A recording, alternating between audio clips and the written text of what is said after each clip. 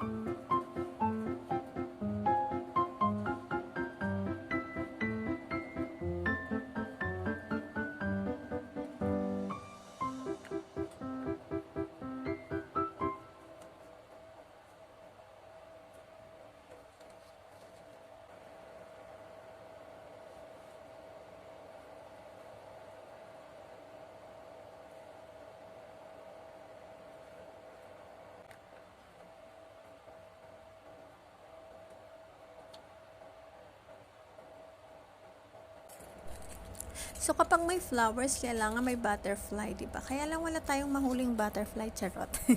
So, gagamitin na lang natin dragonfly tutubi. Yan. So, ang aking, yung tutubi, kinuha natin sa aking earrings. So, ayan. Kukuha lang tayo ng 3 or 4 na tutubi sa aking earrings. Yun ang i-design natin.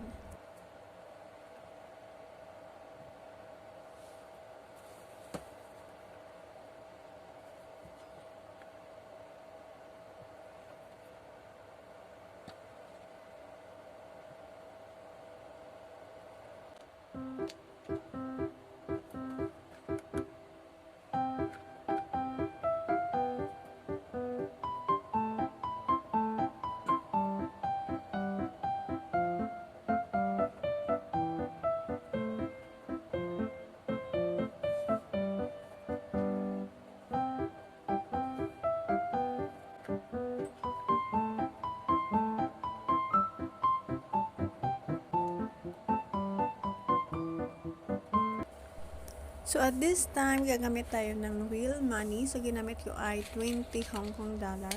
I-roll lang natin na sobrang liit. Yan, roll lang ng roll until na lumabas na sobrang liit lang talaga ang pagka-roll dapat niya.